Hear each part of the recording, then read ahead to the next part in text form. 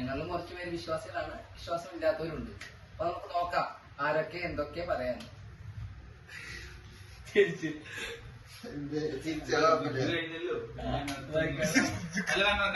അത് ഫേവറേറ്റ് ഇട്ടോട്ടാ. അങ്ങനെ ദൈവവിശ്വാസമായിട്ടുള്ള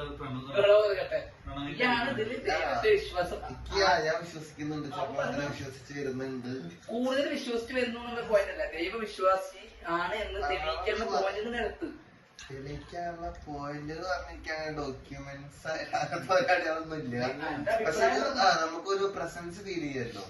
അത് എല്ലാവർക്കും ഫീൽ ചെയ്യുന്ന കാര്യമില്ലേ? അതാണ് ഈ ദൈവം എന്ന് പറയുന്നത്.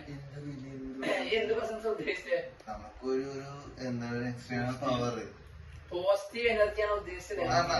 ഒരു ഫീൽ നമുക്ക് നമ്മള് എന്താ പറയാ, എന്റെ ഒരു പെർസ്പെക്റ്റീവ് അനുസരിച്ചിട്ട് ഞാൻ ഫീൽ ചെയ്യുന്ന കാര്യങ്ങൾ, ഞാൻ ചിന്തിക്കുന്ന കാര്യങ്ങളൊക്കെ ഇട്ട് ഓക്കെ എനിക്ക് കണക്ട് കിട്ടിയിട്ടുണ്ട്, ഫീൽ കിട്ടിയിട്ടുണ്ട്. അങ്ങനത്തെ ഒരു അനുഭവം ഉണ്ട്, അനുഭവം ഫീൽ നമ്മളൊക്കെ എക്സ്പീരിയൻസിൽ ബേസ് ചെയ്തിട്ടാ പറയുന്നത്. നീ നിന്റെ അനുഭവം പറ.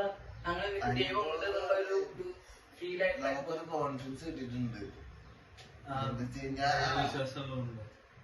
വിശ്വാസമുള്ളതല്ല, ഇപ്പൊ നമുക്കിപ്പോ എന്തെങ്കിലും കാര്യം ബാഡ് സിറ്റുവേഷൻ നിൽക്കുകയാണെങ്കിൽ ഓക്കെ ആവും. ഒരു സപ്പോർട്ട് പ്രാർത്ഥിച്ചു കഴിഞ്ഞു കഴിഞ്ഞാൽ ഒരു ഓക്കെ ആവുന്ന പോലെ എന്തിനും ഇതിനൊരു സപ്പോർട്ട്, നമുക്കൊരു ബാക്ക് സപ്പോർട്ട് ഫീൽ ചെയ്തിട്ടുണ്ട് എനിക്ക്. അങ്ങനെ അത് മാത്രമാണ്. പിന്നീട് ചെറുപ്പം മുതൽ ആ ഒരു ഫ്ലോയ്ക്ക് വന്നിരുന്നത് വിശ്വാസം. ഇക്കാണ് മാറണം. നമുക്കിപ്പോ എന്തെങ്കിലും ഒരു സംഭവത്തെ നമ്മൾ സ്വയം മാറി ചിന്തിക്കണം എന്ന് പറയുന്ന ഒരു കാരണം വേണല്ലോ. മാറി ചിന്തിക്കാതിരിക്കുകയാണെങ്കിൽ നമ്മൾ വിശ്വസിക്കുന്ന കാര്യം അതുവരെ കറക്റ്റ് ആണ് നമുക്ക് ഫീൽ ഉണ്ടായിരിക്കണം. അതങ്ങനെ അല്ലാതെ ആകുമ്പോഴാണ് നമുക്ക് മാറി ചിന്തിക്കണമല്ലോ എന്ന് സാധനം വരും. അങ്ങനെ ചിന്തിക്കാതെ നമ്മൾ തോന്നിയിട്ടില്ല. ഇപ്പൊ നിങ്ങൾ വിശ്വസിക്കാതിരിക്കാനാണ് നിങ്ങൾക്കൊരു കാരണം ഉണ്ടായിരിക്കും.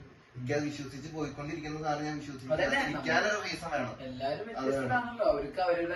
അതന്നെ, നിങ്ങൾ വിശ്വസിക്കാതിരിക്കാൻ കാരണം ഉണ്ടായിരിക്കും. ഞാൻ വിശ്വസിച്ച് പോകുന്നതിനൊരു കാരണമുണ്ട്. അത് ഞാൻ വിശ്വാസി അല്ലാതെ ആണെന്നെങ്കിൽ അതിനൊരു റീസൺ വരണം. ആ റീസൺ വന്നിട്ടില്ല. അപ്പൊ എന്റെ അന്നത്തെ പെർസ്പെക്റ്റീവ് എനിക്ക് ഇന്ന് ഈ നിമിഷം വരെ കറക്റ്റ് ആയിട്ട് വരുന്നുണ്ട്. സോ എനിക്ക് അതുകൊണ്ട് ഞാൻ ആ ഫ്ലോയ്ക്ക് പോകുന്നു. അതാണ് എന്റെ ദൈവത്തിനുള്ള വിശ്വാസം. എന്നെ സംബന്ധിച്ചിടത്തോളം ദൈവവിശ്വാസം പറഞ്ഞു കഴിഞ്ഞാൽ പേടിയാണ്. എനിക്ക് പേടിയാന്നല്ല, നമ്മുടെ പേടിയാണ് ദൈവവിശ്വാസം. നമ്മള് ദൈവത്തെ വിളിക്കുന്നത് നമ്മുടെ നീഡ്സ്, നമ്മുടെ ആവശ്യങ്ങൾക്ക് വേണ്ടിയിട്ടാണ്. അല്ലാതെ എന്നും അമ്പലത്തിൽ പോണ ആൾക്കാരൊന്നും പറയാൻ പറ്റില്ല. ഉള്ളവരുണ്ടായിരിക്കും, പക്ഷെ നമ്മൾ ഓൾമോസ്റ്റ് എടുക്കുകയാണെങ്കിൽ ഇപ്പൊ നമ്മള് പരീക്ഷയ്ക്ക് പോവാണ്. പരീക്ഷയെ പേടിയുള്ളത് കൊണ്ടാണ് നമ്മൾ ദൈവത്തിനെ പ്രാർത്ഥിക്കുന്നത്. പോകുമ്പോ അത് എഴുതുമ്പോഴായിട്ട് മുമ്പേ ഈശ്വര നന്നായിട്ട് എഴുതാൻ പറ്റണേന്നാ പ്രാർത്ഥിക്കുക. അങ്ങനെയുള്ളവരുണ്ട്. അതവർ നമ്മുടെ വിശ്വാസത്തിൽ ചോദ്യം ചെയ്യുന്നില്ല. ഞാൻ പറഞ്ഞത് നമ്മുടെ പേടിയാണ്. നമുക്ക് കിട്ടില്ല, ചെയ്യാൻ പറ്റില്ല എന്നുള്ള കാര്യങ്ങൾ നമ്മൾ കൂടുതൽ എന്ത് ചെയ്യുന്നത്, ഡിപ്പെൻഡ് ചെയ്യുന്നത്. നീ പഠിച്ചാലേ നീ പാസ്സാവുള്ളൂ, അല്ല ദൈവം ചെയ്തിരുന്നില്ല. പിന്നെ നമ്മൾ ഓൾറെഡി ഞാൻ പറഞ്ഞതല്ല, ചെറുപ്പം മുതൽ നമ്മൾ പഠിച്ചൊന്നുമില്ല. താൻ പാതി ദൈവം പാതി. ഏത് ലെവലിലാണ് ഏത് കണ്ടിരിക്കുന്നത്? നമ്മൾ എക്സാം ആയിരിക്കും പാതി ദൈവം ഒന്ന് എഴുതി തരൂ? ഇല്ല, നമ്മൾ തന്നെ എഴുതണം, നമ്മൾ തന്നെ പഠിക്കണം. എനിക്ക് പറയും ഓർമ്മക്ക് കിട്ടാൻ വേണ്ടി പഠിച്ചത് ഓർമ്മ വരാനൊക്കെയാ പറയും. പക്ഷെ അതൊക്കെ ഓരോരുത്തരുടെ മൈൻഡ് അനുസരിച്ച് അത് എനിക്കിപ്പോ ചിലപ്പോ ഓർമ്മശക്തി കുറവുള്ള ഒരാളായിരിക്കാം. അത് കറക്റ്റ് പറഞ്ഞ സയൻസ് ആണ് അതൊക്കെ. അല്ലാതെ ദൈവം ഒന്ന് ഓർമ്മിപ്പിച്ച് എക്സാം നിന്റെ പോയിന്റ് നമ്മളെ വിഷമഘട്ടത്തിൽ നമുക്ക് ഹെൽപ്പ് ചെയ്യുന്നു. അത് നമ്മുടെ കോൺഫിഡൻസ് ആണ് അങ്ങനെ ഹെൽപ്പ് ചെയ്യുന്നുള്ളത്. നീ നേരിട്ട് കണ്ടതോ അല്ലെങ്കിൽ നിനക്ക് നേരിട്ട് ഫീൽ ആവാത്ത ഒരു കാര്യം നീ എങ്ങനെ അത് ഇതാക്കുന്ന ദൈവമാണെന്നുള്ളത്. ഇപ്പൊ ഞാനത് ചെയ്തു, ഈശ്വരൻ സഹായിച്ചത് കൊണ്ടാണ് ഞാൻ ചെയ്തത്. നീ എന്താ ഡിസ്റ്റൻസില് പറയാ? അതായത് ചോദിക്കാം, നമ്മള് ചെയ്ത കാര്യമാണ്. അത് നമ്മുടെ കോൺഫിഡൻസ് നമ്മളെ എത്തിയാണ്, അല്ലാതെ വേറെ ആളുടെ അല്ല. ഹ്യൂമൻസ് അല്ലാതെ വേറെ എനർജി ഉണ്ട് നീ പറഞ്ഞ ഇത് പറ, റീസൺസ് പറ. ദൈവത്തെ പ്രാർത്ഥിച്ചത് കൊണ്ട് കുറെ കോടികൾ നേടിയ ആൾക്കാരുണ്ടോ? അങ്ങനെയാണെങ്കിൽ എത്ര പേര് നേടണം? എന്നും ഡെയിലി അമ്പലത്തിൽ പോയി എത്ര ആൾക്കാര് വീട് പോലും കെട്ടാതെ ജീവിക്കുന്നു? അവർക്കൊക്കെ വീട് കെട്ടി കൊടുത്തൂടെ ദൈവത്തിന്? എന്തുകൊണ്ട് ഒന്നുകൂടെ അങ്ങനെയാണ് നീഡ്സ് ഉണ്ടായിക്കില്ലേ? എന്തുകൊണ്ടാണ് കിട്ടുന്നില്ല? ഉപ്പിന്ന് കിട്ടുന്നതുണ്ടല്ലോ, എന്താണ് അലാവുദ്ദീന, ആ പരിപാടി അല്ലല്ലോ. അത് വിശ്വസിക്കുന്നുണ്ട് നിങ്ങള്? അപ്പൊ ഈ വഴിപാട് ചെയ്യണം എന്തിനാ? അതിന്റെ ആവശ്യം എന്താ? 10 രൂപ കൊടുത്ത് പുഷ്പാഞ്ജലി ചെയ്യുന്നു. അതിന്റെ മെയിൻ കാര്യം അതാണ്. 10 രൂപയ്ക്ക് ഒരു പുഷ്പാഞ്ജലി, 15 രൂപയ്ക്ക് ഒരു പുഷ്പാഞ്ജലി, 20 രൂപയ്ക്ക് ഒരു പുഷ്പാഞ്ജലി. ഇത് നമ്മളെന്ത് വ്യത്യാസം എന്താ? അതിന്റെ വ്യത്യാസം എന്താ? അങ്ങനെയല്ല, പരീക്ഷയ്ക്ക് 30 വണ്ടി ഓടിക്കുമ്പോ അത് എന്റെ ചിന്തിക്കുമ്പോ അപ്പൊ അതൊരു പണത്തിന്റെ ഒരു ഇത് വരുന്നത്, അതായത് അമ്പലം അല്ലെങ്കിൽ ചുറ്റുപാടുകൾ അവിടെ അതുകൊണ്ട് ജീവിച്ചു പോകുന്ന കുറെ പേരുണ്ട്. അവർക്ക് വേണ്ടിയിട്ടാണ് അതിനെയാണ് മണിയായിട്ട് കണക്ട് ചെയ്യുന്നത്. അപ്പൊ ദൈവങ്ങൾക്കെന്നല്ല, അമ്പലത്തിന്റെ ഒരു എംപവർമെന്റ് അത് വർക്ക് ചെയ്യുന്ന ഒരാൾ, അത് നോക്കി പോകുന്ന ഒരാളുടേക്ക് അവരത് ചെയ്യുന്നു. അപ്പൊ അതൊരു ചാരിറ്റി അല്ലേ? എങ്ങനെ ദൈവത്തിന്റെ ചാരിറ്റി മീൻസ് നമുക്കൊരു കാര്യം ഒരാൾ ചെയ്തു തരുമ്പോ നമ്മൾ അതിനുള്ള ഒരു സാധനം കൊടുക്കുന്നു. നിനക്ക് എന്താ ചെയ്തിട്ടുണ്ടായത്? എന്താ ചെയ്തിട്ടുള്ളത്? അതൊക്കെ നമ്മള് പായസത്തിന് പൈസ കൊടുത്തിട്ട് പായസം മേടിക്കണം, ഓക്കെ കഴിക്കാനുള്ളതല്ലേ. ബാക്കി കാര്യങ്ങളൊക്കെ അത് ബേസില്ലാത്ത കാര്യം. അത് ഓരോരുത്തർ ഇഷ്ടല്ലേ, അങ്ങനെ പറയണ്ടത്.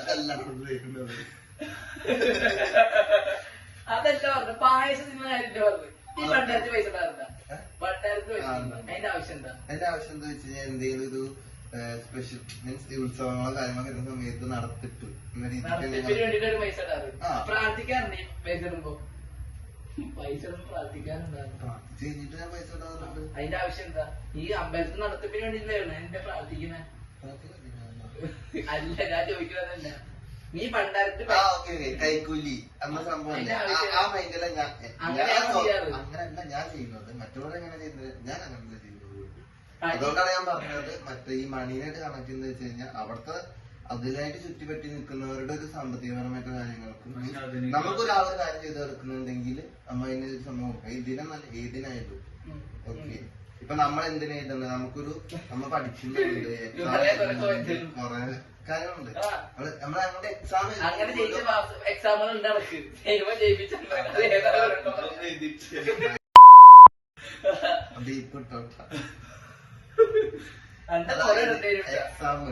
എക്സാം എഴുതുമ്പോ തീ അടയ്ക്കും ഇല്ലേ? അതന്നെ പറയുന്നത്. എക്സാം എഴുതുമ്പോ ഫീ അടയ്ക്കും. അതെന്താ? എന്തുകൊണ്ട്? പഠിച്ചാ മാത്രം പോരെ?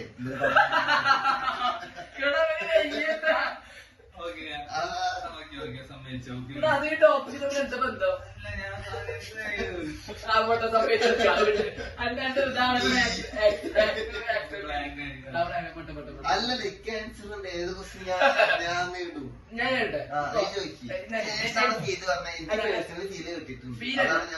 ഒരു തിങ്കിങ് പറയാം. ഇപ്പൊ നമ്മള് വണ്ടി ആക്സിഡന്റ് ആവുന്ന ഒരു സിറ്റുവേഷൻ, വണ്ടി ഇടിച്ചു എന്ന് വിചാരിക്കാം. ഇടിച്ചു എന്ന് വിചാരിച്ച് നമ്മൾ വിചാരിക്കുന്നത് അയ്യോ എന്തോ ഞാൻ തെറ്റ് ചെയ്തിട്ടുണ്ട്, ദൈവം എന്നെ ഇതാക്കിയതാണ് നമ്മൾ വിചാരിക്കും, ശിക്ഷിച്ചതാണ് നമ്മൾ വിചാരിക്കും. പറയട്ടെ, അങ്ങനെ വിചാരിക്കുന്നില്ല എന്ന് പറയരുത്, വിചാരിക്കുന്നവർക്ക് ഇഷ്ടം പോലെ ഉണ്ടാവും. ഇനി വണ്ടി ജസ്റ്റ് മിസ്സായി വിചാരിക്കുക, ദൈവം എന്നെ രക്ഷിച്ചു. അതാണ് വ്യത്യാസം. അതെന്താണ് അതിന്റെ ബേസ് എന്താന്ന് പറഞ്ഞു? ഈ ദൈവവിശ്വാസങ്ങൾ ഞാൻ ചോദിക്കുന്നുണ്ട്. വണ്ടി ഓടിച്ച് പോകുമ്പോ ഞാൻ വണ്ടി ഓടിക്കണം ചെയ്യണമെന്നല്ല, ഞാൻ അമ്പലം കാണുന്നതിലെ ഒരു സംഭവം അതല്ല. വണ്ടി ഓടിക്കുന്നുണ്ട്, ഞാൻ നടന്നു പോകുമ്പോഴല്ലേ സൈക്കിളിൽ പോവാണെങ്കിൽ അതെന്താ അന്ന വണ്ടി വന്ന് ഇടിച്ചൂട്.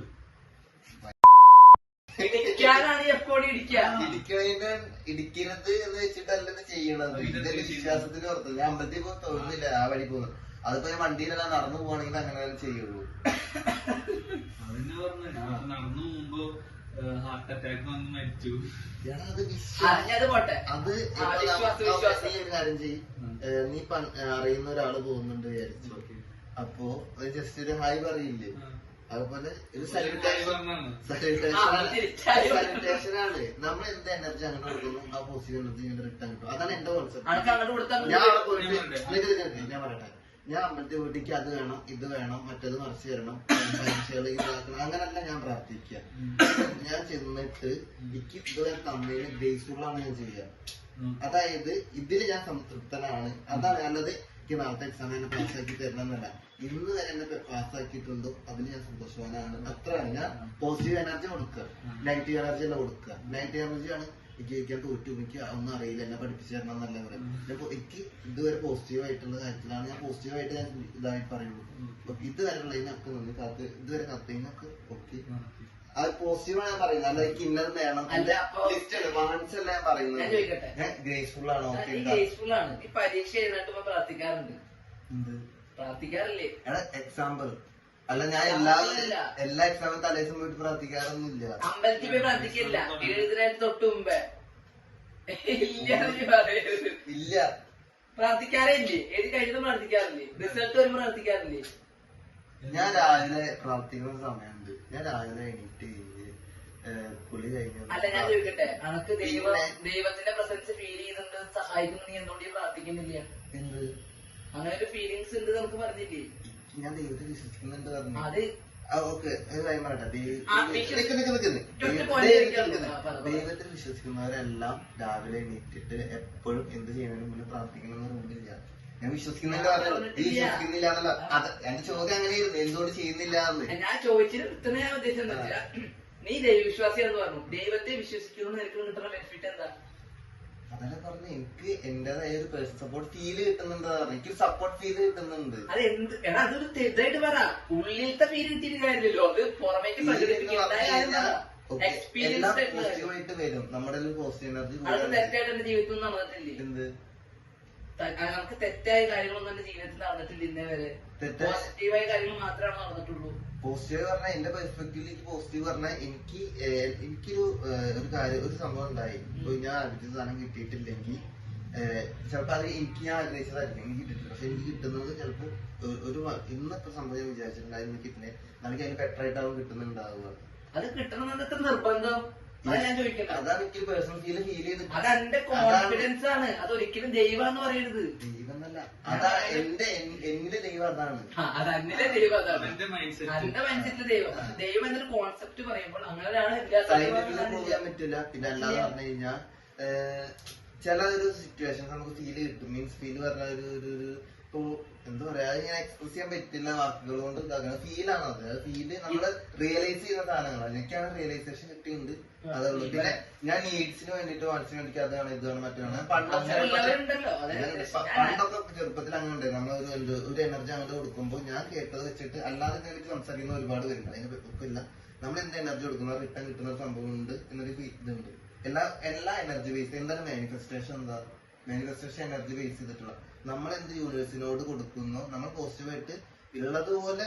ഇന്നിപ്പോ എന്റെ ഒരു കാർ ഉണ്ടെന്ന് ഞാൻ അത് ഫീൽ ചെയ്യുകയാണെങ്കിൽ ആ ഒരു പോസിറ്റീവ് എനർജി ഞാൻ യൂണിവേഴ്സിൽ കൊടുക്കുമ്പോൾ ആ യൂണിവേഴ്സ് റിട്ടേൺ കിട്ടും. മാനിഫെസ്റ്റേഷൻ എത്ര പേര് വിശ്വസിക്കുന്നുണ്ട്? എന്താണ് ദൈവത്തെ വിശ്വസിക്കുന്ന പോലെ മാനിഫെസ്റ്റേഷൻ? ഞാൻ പറയട്ടെ, ഇപ്പൊ ഒരു അമ്പലം ഉണ്ടായ പോലെ എന്തിനാ ഇപ്പൊ ഈ ശബരിമലയ്ക്കൊക്കെ പോയിട്ട് ഇത്രയും കഷ്ടപ്പെട്ടു പോയ അമ്പലത്തിൽ പോകേണ്ട ആവശ്യമുണ്ട്? ഈ അമ്പലത്തിൽ പോയി അയ്യപ്പന്റെ പ്രതിഷ്ഠ എല്ലായിടത്തും ഇല്ലേ? എന്താണ് ശബരിമലയുടെ പ്രത്യേകത? ശബരിമലയ്ക്ക് പോകണം. പറഞ്ഞോ, ആൻസർ ഇല്ലല്ലോ. അല്ല, ഞാൻ ഇതിലേക്ക് ആധികാരമായിട്ട് ചിന്തിക്കും. ഞാൻ ഈ ദൈവം എന്താണ് ദൈവത്തെ പറ്റി ചോദിക്കും. ഞാൻ എപ്പോഴാണ് ചിന്തിക്കാനുള്ളതുണ്ടോ എന്ന പോലെ എന്തായാലും അതിനെ പറ്റി ഞാൻ സംസാരിക്കും. എന്താന്ന് വെച്ചാൽ അതല്ല, ഇതൊന്ന് വീഡിയോ എന്ന രീതിക്കല്ല. അവന്റെ ചോദ്യത്തിന് ഞാൻ ഇപ്പോഴാണ് ചിന്തിക്കുന്നത്. അതല്ല, ഇവ ചോദിച്ചത് എന്താണ് എല്ലായിടത്തും ഉണ്ട് എന്ന്. ഒന്നല്ലെങ്കിൽ ആക്സസിബിലിറ്റി ആയിരിക്കും. എന്താണ് പലയിടത്തും അമ്പലങ്ങൾ ചോദിച്ച് ഒരാൾക്ക് ഒരു അമ്പലം, ഒരു ട്രിവാൻഡ്രത്ത് ഒരു അമ്പലം ഉണ്ടെന്ന് വെച്ച് കഴിഞ്ഞാൽ അത് ഇവിടെ അവിടത്തെ ഉള്ളവർക്ക് പോകാൻ എളുപ്പമാണ്, നമുക്ക് പോകാൻ എളുപ്പമല്ല. നമുക്കത് ട്രാവലിംഗിന്റെ ഒരു വിഷയം വരുന്നുണ്ട്. ശബരിമലയ്ക്ക് എത്ര പേര് പോകുന്നുണ്ട്? ഫസ്റ്റത്തെ ക്വസ്റ്റ്യൻ അതാ, ആക്സസിബിലിറ്റിയുടെ. എന്തുകൊണ്ട് എല്ലായിടത്തും ഒരു അമ്പലം ചോദിച്ചത്? രണ്ട്, ഓരോ സ്ഥലത്ത് ഓരോ പ്ലേസിലും ഓരോരോ ദൈവങ്ങളെ സ്പെഷ്യലൈസ് ചെയ്ത പോലത്തെ സംഭവം എനിക്ക് ഫീൽ ചെയ്തിട്ടുണ്ട്. ഇന്നോടത്ത് പഴനിയിൽ മുരുകൻ, ശബരിമല അയ്യപ്പസ്വാമിയുടെ അങ്ങനെ സ്പെഷ്യലൈസേഷൻ. അത് എന്താന്ന് വെച്ച് കഴിഞ്ഞാൽ നമ്മള് പാസ്റ്റത്തെ കാര്യം ആലോചിക്കുകയാണെങ്കിൽ ഇന്ന ദൈവങ്ങളാണ്. അതാണ്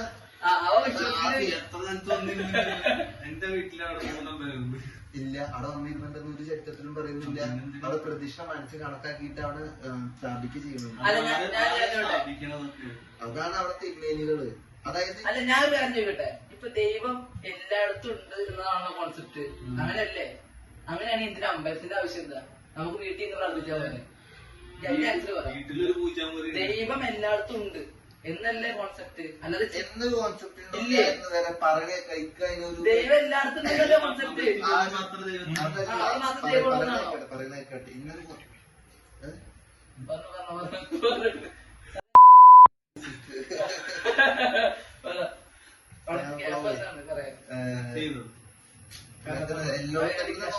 ഞാനിത് വേറെ സംബന്ധിക്ക് പറയണ ഫീൽ ചെയ്തിട്ട് അപ്പൊ എന്റെ വിചാരം എന്താ, അമ്പലത്തിൽ മാത്രം ദൈവമുള്ളൂ എന്നാ? ദൈവമല്ലേ ഈ ഭൂമിയിൽ നമുക്കൊരു എനർജി ഉണ്ട്, ഈ ഒരു സംഭവത്തിന് ഒരു എനർജി ഉണ്ട്. അതാ അപ്പൊ ദൈവവിശ്വാസം അല്ലത്.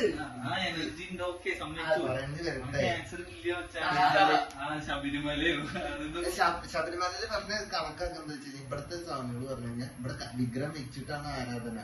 അവിടെ ആ സ്വാമിന് ചെന്നിരുന്നിട്ട് ആ സംഭവം അതായത് ഇപ്പൊ ചരിത്രം നോക്കുകയാണെങ്കിൽ ചരിത്രത്തിൽ എവിടെ തെളിവുകൾ തന്നെയല്ലേ അവിടുത്തെ പ്രതിഷ്ഠകളും കാര്യങ്ങളൊക്കെ ആയിട്ട് കണക്കാക്കുന്നത്. അതിപ്പോ ആർക്കും വെച്ചോണ്ടാ. അതന്നെ പറയണത് ഇത് ഒപ്പോസ് ചെയ്യാനോ തെളിയിക്കാനോ ശക്തി ഇല്ലാന്ന് പറയാൻ സാധനം ഇല്ലാന്ന് തെളിയിക്കാൻ അവിടെ ദക്ഷിണമൂർത്തി പറഞ്ഞ അമ്പലം അവിടെ ഒരു മാന്തി പാടും മാന്തി അല്ല കേരട്ട അത് വിശ്വസിക്കില്ല, വിശ്വസിക്കില്ല. വിശ്വസിക്കാനും എന്റെ സംഭവം ഇല്ല, എന്നാലോ അത് വിശ്വസിക്കാതിരിക്കാനുള്ള ഞാൻ കാര്യം പറയട്ടെ, ഒരു സാധനം ചെയ്തിട്ട് അത് ഇല്ലാന്ന് വിശ്വസിപ്പിക്കരുത്, അത് ഉണ്ടെന്നാണെങ്കിൽ ആദ്യം വിശ്വസിപ്പിക്കേണ്ടത്. മനസ്സിലായി? ഇല്ലാന്ന് തെളിയിക്കേണ്ട ആവശ്യമില്ല, അത് ഉണ്ട് എന്നാണ് തെളിയിക്കേണ്ടത്. മതിലുണ്ടാക്കണ നേരത്ത് ആയിക്കൂടെ അവിടെ ആൾക്കാർ വന്നു തൊടുമ്പോ പിന്നെ PK സിനിമ തൊടുന്നില്ല. തൊടുന്നില്ല. ചെറുപ്പകാലത്ത് ഞാൻ എത്ര അടിക്കണോ തൊട്ട് തന്നെ വെക്കും, എന്ത് പറയില്ലാന്ന് മറ്റേ PK പടം കണ്ടിട്ടില്ല. അത് കറക്റ്റായിട്ട് പറയുന്നുണ്ട്. ഒരു കല്ല് വെച്ചിട്ട് കുറച്ച് പൊടിയിട്ട് കഴിഞ്ഞാൽ അതിലൊന്ന് പ്രാർത്ഥിക്കുന്നവരുണ്ട്. എല്ലാത്തിനും ലിമിറ്റ് ഉണ്ട്. ഓവർ ആവുന്ന സമയത്താണ് ഓവർ ആവുന്നവരുണ്ടായിരിക്കാം. എന്റെ കോൺസെപ്റ്റ് ഇതാണ്, ദൈവം എല്ലായിടത്തും ഉണ്ട് എന്ന് വിശ്വസിക്കുന്ന ആൾക്കാരാണെങ്കിൽ എന്തിനാ അമ്പലത്തിൽ പോണം? വീട്ടിൽ നിന്ന് പ്രാർത്ഥിച്ചാൽ പോരെ. ഇപ്പൊ ഞാൻ ഭക്ഷണം കഴിക്കുകയാണ്, ദൈവം ഇവിടെ ഉള്ളതൊക്കെ പ്രാർത്ഥിച്ചാൽ പോരെ, ഞങ്ങളെ പ്രാർത്ഥിക്കാതാ പറഞ്ഞു. അതിന് വിഷയമുള്ളൂ. പിന്നെ എന്തിനാ അമ്പലത്തിൽ പോണേ? അങ്ങനെ ഒരു സാധനം എന്തിനാ? ഒരു വിഗ്രഹം കൊണ്ട് എന്താ നേടുന്നത്? അമ്പലം മാത്രല്ല ജോലി കൊടുക്കാൻ അതൊക്കെ ജോലി ഇട്ടിട്ട് കുറച്ച് വരും. അതാണ് പറഞ്ഞത്. അമ്പലം ഒരു കോൺസെപ്റ്റ് എന്നല്ല. ഇപ്പൊ ഈ പള്ളികള് എന്തായാലും പറഞ്ഞ അവര് ഒരു സമുദായത്തിന്റെ ഒരു എന്തൊരു കെട്ടിടം എന്ന രീതിക്ക് വേണേ തുടങ്ങിയതായിരിക്കാം. എന്തോ ഇപ്പൊ നമ്മുടെ ഒരു വിഭാഗത്തിൽ മാത്രം ഞാൻ നമ്മുടെ കാര്യം അറിയുള്ളൂ, വേറെ വിഭാഗങ്ങളെ പറയാൻ പറ്റില്ല. ആധികാരികമായിട്ട് ഇപ്പൊ ഒരു പള്ളിയില് എടുത്തു കഴിഞ്ഞാൽ ഒരു പള്ളിയില് ആ ഒരു വിഭാഗത്തിൽ പെടുന്ന എത്ര ആരൊക്കെ ഉണ്ട്, എന്തൊക്കെ വ്യക്തികളുണ്ട്, ആ ഒരു ഏരിയ എടുക്കാം. ഒരു 10 വീട് 30 വീട്, ആ വീട്ടിൽ ആരൊക്കെ ഉണ്ട്, എന്തൊക്കെയാണെന്ന് ആ പള്ളിയിൽ ചെന്ന് കഴിഞ്ഞ് ചോദിച്ചു കഴിഞ്ഞാൽ അറിയാൻ പറ്റും. നമ്മുടെ ഒരു ഇതിലാണ് എന്ത് അമ്പലത്തിൽ വന്നു കഴിഞ്ഞ് കഴിഞ്ഞാൽ ഈ അമ്പലത്തിന്റെ ഒരു സംഭവം ഒരു ഏരിയ ഉണ്ടാവല്ലോ.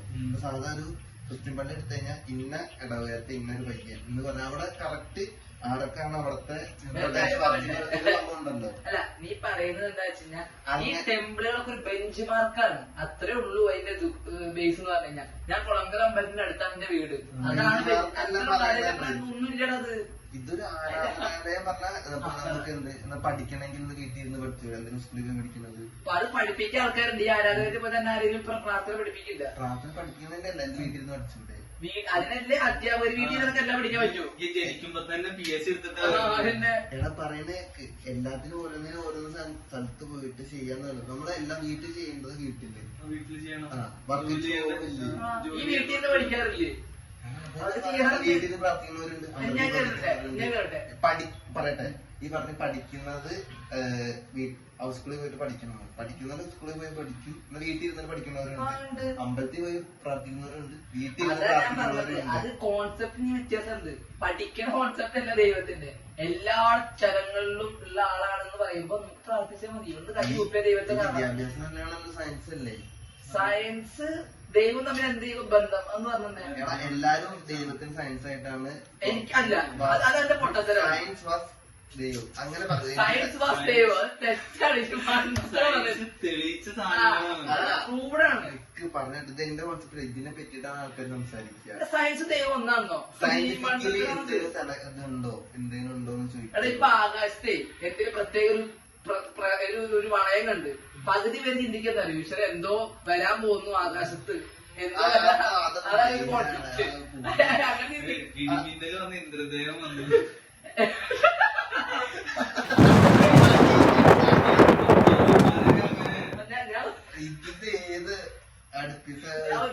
ഇല്ല. മറ്റേ പൂജിന്ന് മഴ ആ. അതൊക്കെ എന്താ സയൻസ് അല്ല അത് സയൻസ് ആണ്. അത് science അത് ആണ്. മറ്റേ അവിടെ ഇപ്പൊ നമ്മളവിടെ പൂജി വന്നില്ല കത്തിച്ചപ്പോ ആ ഉണ്ടായ മേഘം കൊണ്ട് വീണതാണ്. അല്ലാതെ മഴ അവരുണ്ടാക്കില്ല അവിടെ. അത് കറക്റ്റാണ്. അവരെന്താ എടാ അത് അവര് പൂജ നടത്തി. ഇന്നൊരു പൂജ ഉണ്ട്. എന്താണ് പദയാത്ര അങ്ങനെ എന്തോ ഒരു പൂജ നടത്തി. ആ പൂജയുടെ ബേസിൽ മഴ പെയ്ച്ചു എന്നാണ് പറയാ. അല്ലാതെ കൂട്ടിയിട്ട് കത്തിച്ച മഴ പെയ്ച്ചു എന്ന് അവര് പറയില്ല. അങ്ങനെ പറയണ്ട. ബ്ലഡ് ഉണ്ടായ പൂജിച്ചിട്ടാണ്.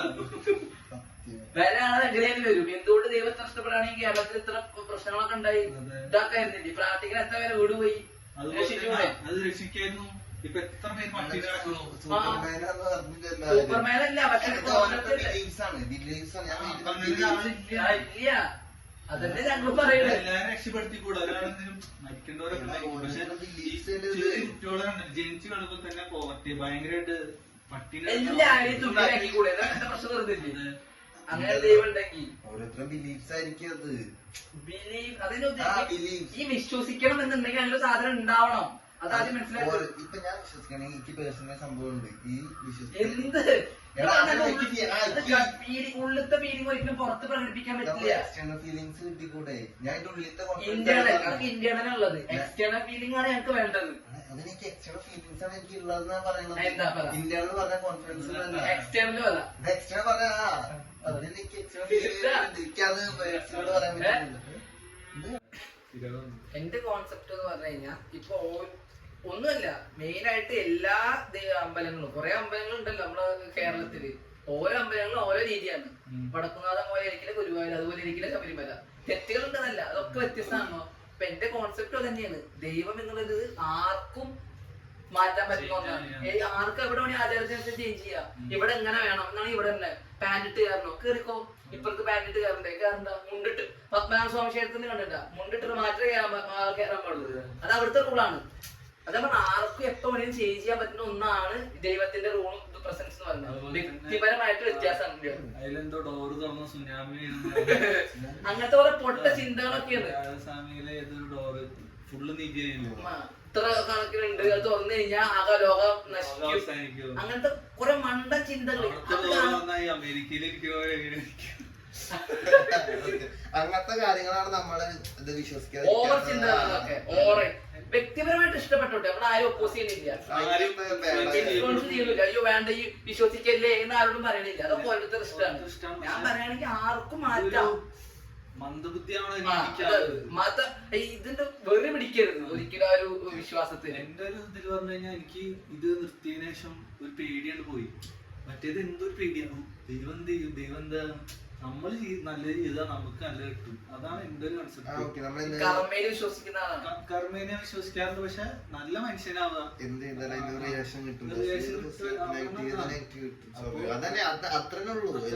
അല്ലാതെ ഞാൻ പണ്ടും ഞാനും ചെയ്തിട്ടുണ്ട്.